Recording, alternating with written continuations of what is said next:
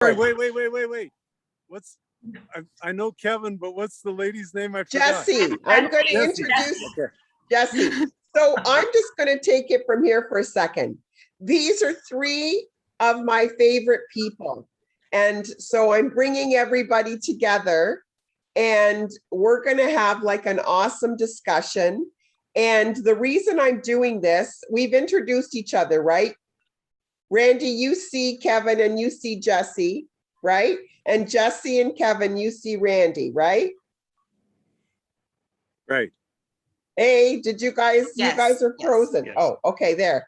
Okay, so this meeting was spurned by the last discussion I had with Kevin. Now, Jesse, you weren't here, but No. Kevin told me that both of you had watched the video that Randy did with, what was his name? What's that guy's name in the French guy? Roman Light. Yes, Roman Light.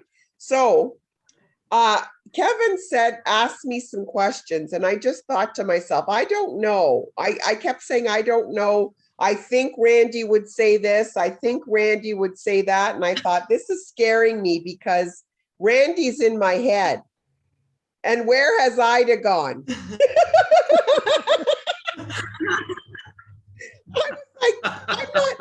I'm Randy, what are not you doing? What are you doing over there? I'm not having any thoughts of my own. They're Randy's thoughts. Oh my God. No, they're not. Whose Your thoughts thoughts. are they, Randy?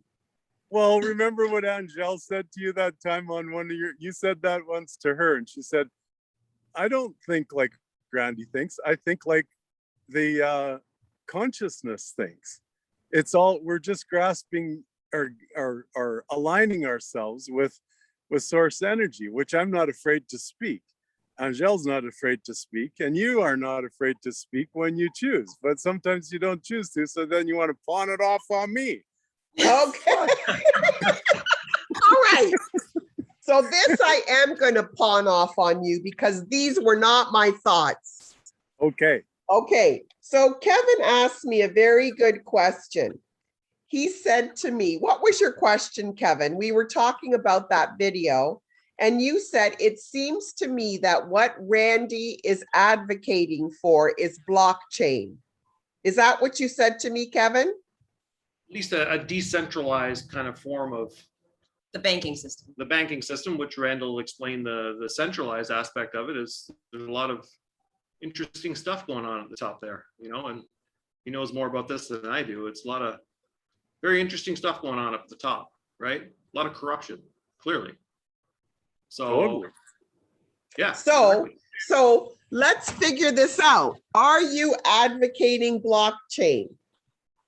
Well, the language is interesting because it's, you know, I'll use language like peer-to-peer, but blockchain basically is cryptocurrency language for, you know, blocks of information that are passed peer-to-peer, you know. So yes, I'm promoting the idea of blockchain or peer-to-peer transactions in the banking system rather than the central bank fucking bullshit where they, you know, they get involved and they try to, you know, manipulate and exploit.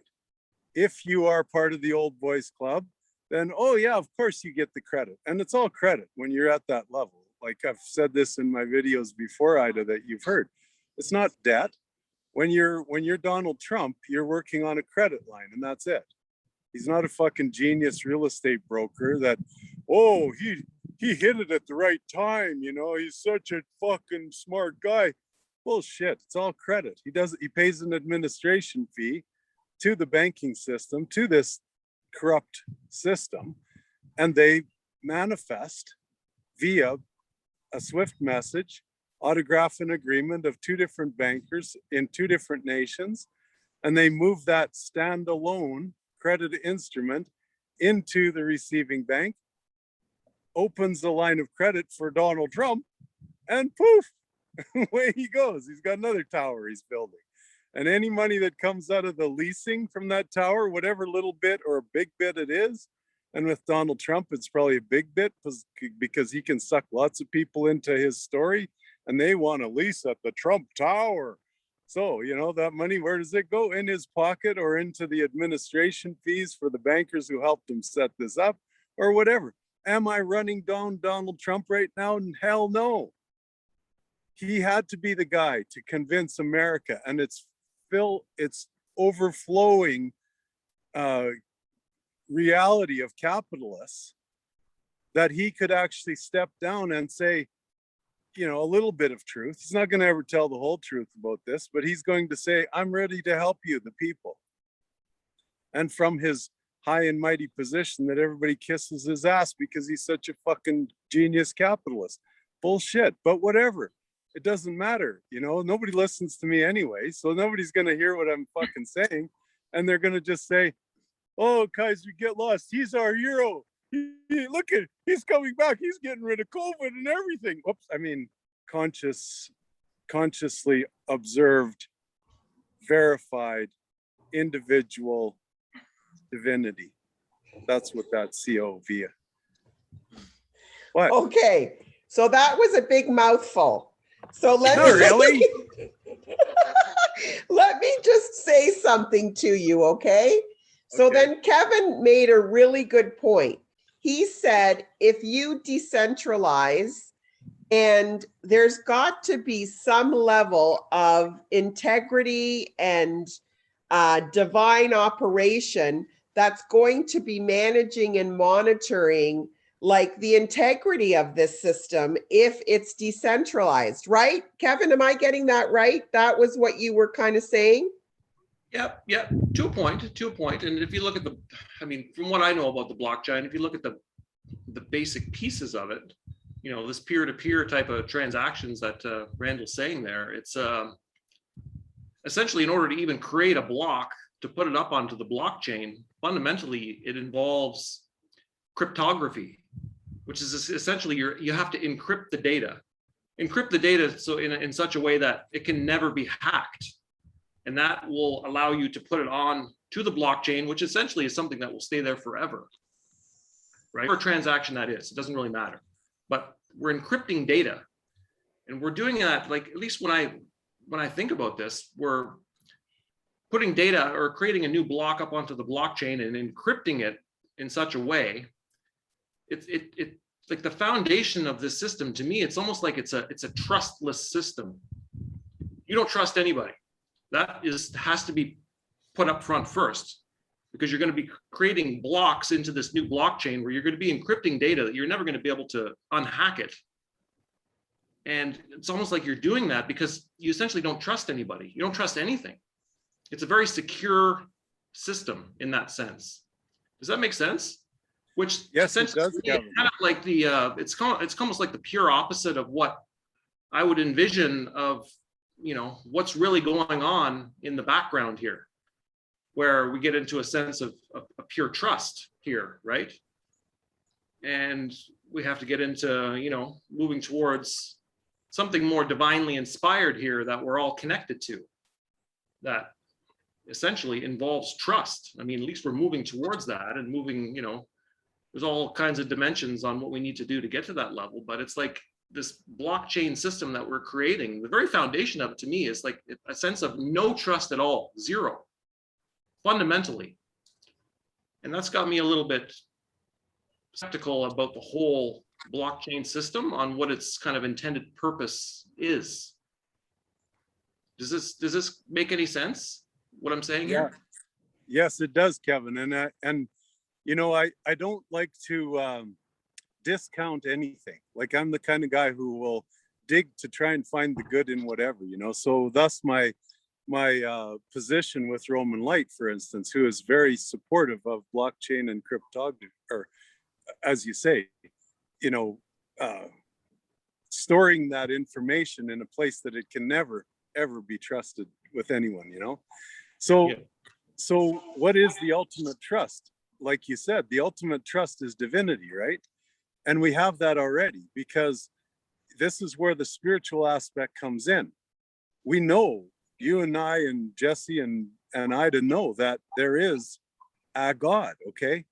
And what that God is doesn't matter, like you can define it however you want, but is conscious connection with all life. And that when we tap into that conscious connection, you can't tap into it with crazy thoughts, or what they call Satan, because Satan is crazy thoughts in Aramaic language. It's simply that. So you can't tap into it with that. You can only tap into it with consciousness and love and peace and harmony and all that good stuff, right? So what we're saying is that I believe, okay, that these dynastic families that sit on, okay, and keep, all right, that's a better word than own or hold or whatever. In my mind, it's keep these ancient hereditary accounts for humanity have been frustrated by this system too. Okay, they would rather see more flow, at least some more flow, to give people of the earth comfort. Okay, comfort is being the basic thing.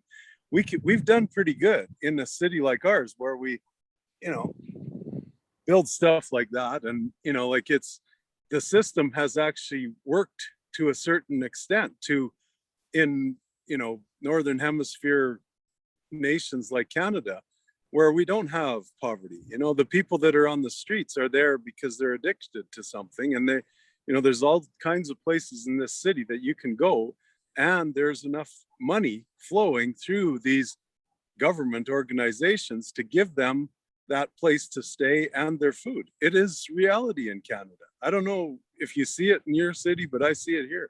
I've been in it and I've worked in it. So what I'm trying to say, Kevin, is that I'm agreeing with what you're saying about trust. And I think the only way to trust is to trust the divine in yourself. And then if you can find that in other people, like I'm finding in the banking system, then I have to trust in them, right? And if they fail, then it's their own karma. And we've gone through that so many times that people at a level where your minds are, and you know, you and Jesse thinking from that divine space, you can recognize people that are in that divine space and build that trust faster. So, you know, the peer-to-peer transactions are going to come through these accounts that are off ledger in the banks, held off ledger by the central bank system. That's going to open up, and then they'll come through to project funders. Now, the project funders, again, have to be trusted. Are they actually going to do what they say they're going to do with the funds when they get them? Are they going to create projects that are benevolent and good for everyone and everything every day? Or are they going to start stashing it and hoarding it? You know, go back into another cyclical cycle. Well, we have to trust that there is a capability there. And like I've said to Ida, you know, as one of those, you know, beautiful positions that I've been offered to be a project funder in this new reality that's on its way, I think that the best way is for me to look someone in the eye, say, so you're going to do this with this funding when you get it, like you promised to God? Not promise to me. You don't have to give me a promise, because there's no promissory notes here anymore. You promised to do this and you'd go ahead and do it. Here's the funding. But you see how that's going to have to expand to so many people when we get to talking about billions and trillions of dollars, which is coming. And, you know, I know this because of my position. Like, I'm a co-creator in this process. And there becomes a matter of people believing me or not. I just got a quick question. I don't know a lot about the blockchain. I just know that I've had my questions about it always. And I think you're saying there's all these billions of dollars that are going to come through. So do you actually think that will be in cryptocurrencies, or are we talking backed by silver and gold and precious metals and stuff? Because I know a lot of friends now, everybody's going crazy. Obviously, everybody's getting themselves into the blockchain. A lot of people are, you know, trying to purchase gold and silver and all that. And my concern is, you know, somebody is out there is creating these cryptocurrencies. So you got to trust that whoever's created them is going to back that up with some type of something tangible, right? And that, say, for instance, when it does come online, what happens if this guy decides to turn around somewhere down the line and say, by the way, I'm just going to wipe out this crypto now. And like he was saying, it's just data being held in some quantum computer somewhere. But now, you know, I know a lot of people are like, I'm going to take all my money out of my house and put it into cryptos. I'm going to take my money out of the bank and put it into cryptos. What if this is a crypto like Bitcoin? I've always thought about Bitcoin because try to get into Bitcoin like 10 years ago when it was actually really going to be worth it to get into it. And something about it just didn't feel right to me. And I know a lot of people are like, Bitcoin is making a lot of money right now. But what happens if like one day they crash a system, which we know we can do that. Like back in the day, they talked about the Y2K in the year 2000. What if one day we go offline with all of it and it's all gone because none of it really technically exists to begin with? Like he's saying, it's just data storage, information somewhere on a computer. Then what happens? Because my thought process was always about this trust and in barter in services, right? Like for you have something to offer me, and together we trust that we will create these communities together where we all take care of each other. But cryptos, again, to me seems almost like we're exchanging the Federal Reserve with another system which they claim is decentralized. And I get that. I understand that aspect of it.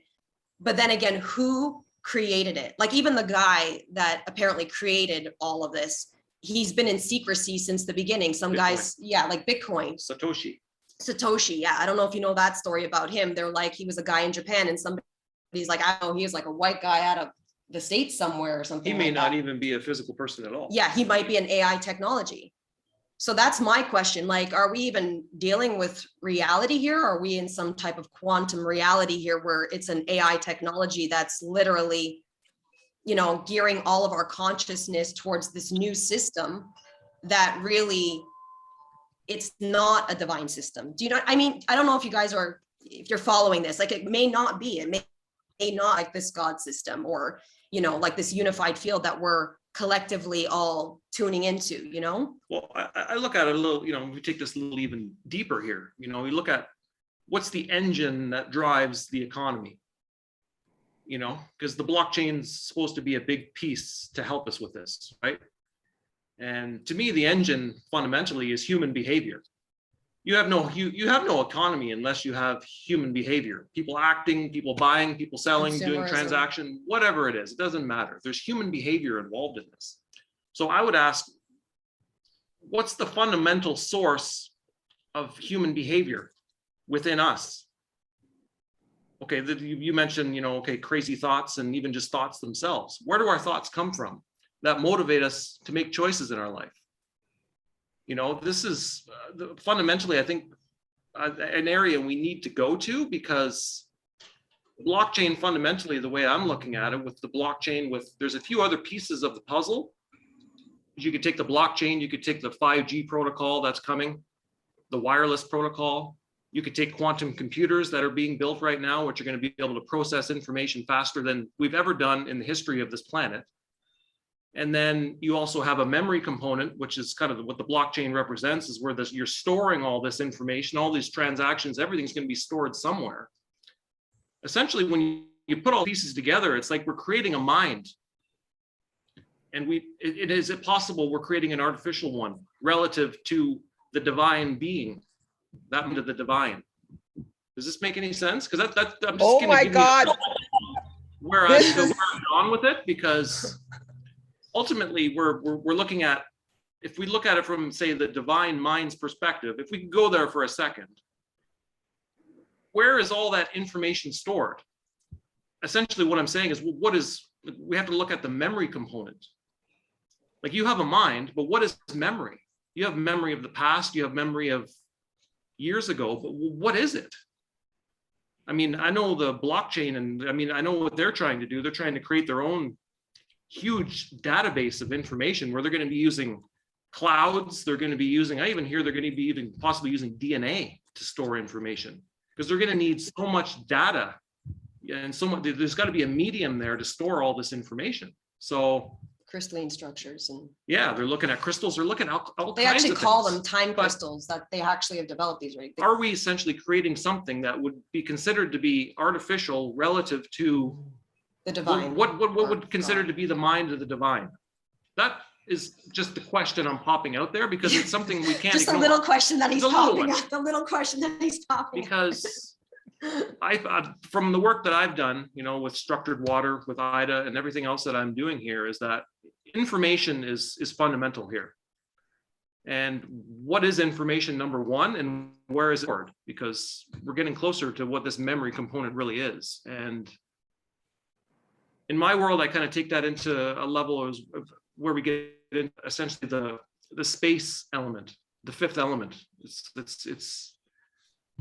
the deepest element we could go to, and there's a level of the space itself that we all exist in. There's the information. There's a storage medium inside there somewhere that we haven't been able to see yet, because it's been hidden and eliminated from science fundamentally. Started 100 years ago when we got into Einstein's work. Wow. Completely different version as to some scientific. So I'm going to stop there because we've popped a lot out there already. We're going heavy with this, but we need to. That's great. Okay. I love it. I love it. I love what you're asking. Randall, where are you on this one? The lingering question, I think, that is this blockchain something that is artificial relative to what would be considered divine? Yeah, is it malevolent or benevolent? We want to know. Yeah. Anybody can chime in. Let me go back to what Jesse was saying, just to you know, kind of bring a little bit of cohesion to this. Is she started with the talk of or didn't start, it was in her conversation about barter and trade, which is the ultimate, you know, simplistic form of energy exchange, right? However, we've gone so far past that in this world we live in, world being a human construct, Mother Earth being more in that barter and trade construct where everything is just there for everyone, you know. But the world of man, the construct that we've created, needs a medium of exchange. Now, I think, you know, like, I don't think we can disagree. I agree. There's got to be some kind of medium of exchange. So again, you know, without running down cryptocurrency and the blockchain technology that Kevin is very astutely explaining, and that is great, Kevin. I hear what you're saying about it, and thank you for that, because I've kind of not allowed my mind to focus on it much because I'm so focused on what I do. But at the same time, through Roman and others, and now yourself, I'm learning more about it. So it is, there is potential, and there are a few, call them cryptocurrency. I don't like the word crypto. That's what bothers me right off the bat. It's cryptic. It's like fucking death. It's just like going back to the, you know, the bullshit involved with the birth certificate bond and fiat currency that was created in the public with that. You know, that's the same kind of a thing. We trusted governments to manifest our money based on a deceptive autograph. Like, fuck, you know. So is Bitcoin or these other ones trusting us that they're gonna, don't worry about it, we've got this, you know, we're gonna duplicate the value in another few years, or we'll half it, or, you know, they talk like that. I don't know, you know, like, but what I do know is that the challenge is always to have something to back it up besides the human energy, okay, besides that decision making of humans. And we can go all the way to the other end here, Kevin, and talk about divinity, or we can go halfway in the middle and know that people like shiny things, you know. We still wear them on our fingers, we still put them in our earrings and our noses, or whatever these kids do nowadays. So gold and silver, you know, the original AU and AG, before we played that fucking game and put the autograph and the agreement in with the AU and AG, prior to that, we were using physical gold, silver, precious metals, all kinds of commodities. Now, what people don't want to grasp in this is that we've been on this plane of existence for, I don't know how long. Nobody knows, because history is all bullshit, right? So all through those years, we've been mining being taking it from the ground and saying, it's mine now, you know, it's mine. So we've been mining all this time. The amount of that stuff that's been mined did not exit into some other fucking planet. Like, seriously, folks, I mean, I'm not gonna run down, you know, space right now. I don't want to get into that, but it hasn't left our plane of existence. It's still here in the silicone trees roots that they mined it out of. They just put it back down there and put it into little, bars now and stuff like that. So it's there, and precious stones and whatever else you want to call it, but it's still there. And a lot of it that was robbed and stolen from each other, then they had to hide it somewhere. Chiang Kai-shek, I always tell this side, he made a run for it when the communists were coming in, thought, oh shit, they're just going to take it from me in Taiwan too. So there's a fucking pyramid of it into the ocean between China and Taiwan that who knows how big that sucker is. There's guns, from cities I've been in China aimed at Taiwan, they say. No, it's not. It's aimed at the ocean. Anybody tries to go down there, they're going to get nailed. There's places like that all over Southeast Asia filled with this stuff. So the stuff, I'll call it, Jesse, for a second, that has been registered in the banking system in off-ledger accounts with the use of SKR, safekeeping receipts and assays, so measurements of it, is in these tunnels somewhere, okay? And these keepers of those accounts, it's, there's lots of it that's there, but there's lots of it that isn't even in the banking system, even off ledger anymore. It's just stashed because there's so much of it. It's just unlimited amounts.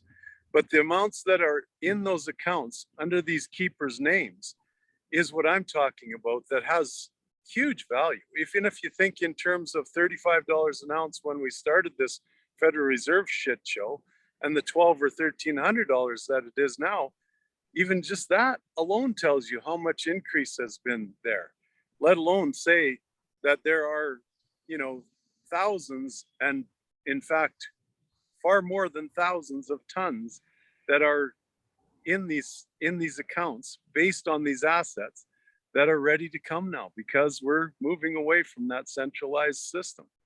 So hopefully that kind of sums it up. I mean, I want to just get you clear, Randy. So we're asking, how do we tell what is from divinity and source and what is malevolent AI? Oh, it says our meeting's going to end in 10 minutes. Yeah. That's okay. And so what we want to know is, where is the responsibility and figuring out of where the source of all of this is, whether it's malevolent or benevolent? That's, I think, what is the bottom line, isn't it, Kevin and Jesse? To a certain extent. I mean, even when this exchange happens, I guess my question would be whether it's gold, silver, Bitcoin, whatever the heck the exchange is, whatever, because really it's just kind of an energy exchange. Even money itself is, I'm exchanging my time for your time, all that. I'm just wondering, are we just really exchanging one system that already exists, which is a centralized banking system, for another one, which we're calling decentralized banking system, but really who owns that? And how do we know we're not just jumping right into another system again that's very similar to it? I know it has all these, like I said, I don't know a lot about cryptos, but it has these blocks. But my concern about it is, like he was saying, the way that they've got it and the way that we tried to get into it years ago, they were asking for, they wanted IDs, and some of them are talking about everything that's happening in the world right now is because they are harvesting data information like DNA, because the idea is ultimately to have your actual source energy, your DNA up on these blocks. So then that way everything's attached to your, I don't know, your node. Your net worth. Yeah. You become a node. A node on the blockchain. Yeah. That's what they are advocating that. You can sequence whole genome and get your information on the blockchain. They are advocating this. At least I think they're going to be advocating it more as we move forward. They've even talked about, I don't know if you guys are familiar with D-Wave quantum computing out of BC. They've literally just come out and said, we're going to be able to open up these different dimensions and do exchanges and all this stuff. And our whole existence will be on these computers somewhere. So I guess, this is getting into deep stuff, right? So I'm just wondering, who controls our existence, our information, our DNA on these systems and these nodes and these quantum computers? Somebody's got to run that. And I'm pretty sure that's not like a God source energy that's running it. It's probably some guy somewhere who's helped to lots of guys who have helped to contribute in it. So I guess it's, what if somebody decides one day, I I'm just going there and shut it all down because I feel like it today. Or play with all these people with all their DNA and their nodes on, or their life. You're not going shopping today, so I'm going to stop with this Bitcoin. You know what I mean? I don't know. That's my thought process on it. This question, I think, we could keep talking about this question for hours. Mm. I mean, there's no easy, simple. But what I hear you say, Jesse and Kevin, well, Jesse right now, is that there is that person who you think is programming and doing all of this stuff. We need to know who that is. And we don't think that that is necessarily a benevolent force. We think it's a human, man-made AI, whatever, that is not necessarily benevolent, is, you know. That's where I'd let me step in, okay? Because I really You've got feel 7 minutes. Okay, well, I won't speak for that long, but I think what, you know, a couple of things came in there. DNA, direct or divine natural activation is the way I define DNA. And that's the other part of this that I want to talk to, is that, you know, it's in you. The answers are in you. You're going to we need to get back to eye and physical communication with the funders and the project managers, okay? Instead of a blockchain that's, you know, artificial intelligence. Oh, don't worry about it. Just push your buttons here. You know, you've got the money in your wallet. I'm not running that down. And the part that I always am challenged with blockchain cryptocurrencies is that 99% of the folks are still thinking in terms of speculation and investment. So it's like, oh, it's going up, we should get in on it. That kind of talk. Like, that's back to the old idea of gold and silver being a commodity, rather than gold and silver being the asset backing the trade. Okay, so, you know, it's physical versus, you know, just allowing, like you say, someone else to take control of your life. Like, it's just the same thing as government, you know, like, I'm just going to surrender to the government, let them take my autograph and you know, manifest money based on it. Fuck that. I've had enough of that a long time ago, you know, like, I'm going to be in charge. And when I'm in charge and I recognize that divine nature, that DNA in myself, that divine natural activation, and I start speaking it, and someone can not agree with me, but can speak it back to me, then there's a person, or there's a human that I can see is going to keep their word and do their project with the funding that comes through. So, I mean, I know that sounds a little different than, you know, the complexity conversations that we have about money, but I think in terms of simplicity, and it's like as simple as divine natural activation, knowing that you are godly, if not God, and you can connect to another godly, if not God, human being, and do a transaction that's good for everyone and everything every day. So what he's talking about is on a micro level. You're talking on a macro level.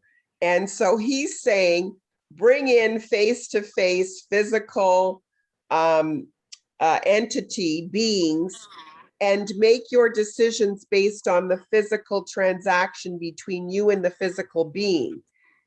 Both of you connecting in consciousness to the divinity in both of you. That's what you trust in. This whole big thing, AI guy, whoever's manipulating it all, don't deal with him. Deal with who you can in your own world. Is this right? Create your own and manifest your own world with these eye-to-eye, peer-to-peer divine souls. And that's where you transact. You don't go to this level. You go to the level in your own personal world. Did I get that right, Randy? I think, I mean, it sounds right to you, so it sounds okay to me. I mean, it's co-creation rather than create, because you are co-creating with another creator, right? And, you know, when we're on our own, we can only create. But when we're with someone else in an exchange of monetary matters or whatever, then we're co-creating. And that's what I do. And I mean, I meet these people because I haven't been able to travel for a couple of years. I meet them eye to eye on video calls, right? which is what we're doing now. That's the next best thing. Just think of the advantage we have over a few years ago with just a telephone or just an email. So we've got opportunities coming through in this technological age. But I'm going to sign off, guys. I'm going to do that thing because I think we're down to 2 minutes, aren't we? Yes. With peace, harmony, love, abundance, and freedom for everyone and everything every day on my mind. Abundance, sovereignty, health, love, and euphoria. If you guys want to do this again sometime, I'm open, but I got to get going today. I love you guys. Love you Love you too. Awesome. Perfect. Thank you, Good guys. chat. Bye, you guys. Love you. Bye. Mwah, Love you. mwah. Love you. Bye. Bye.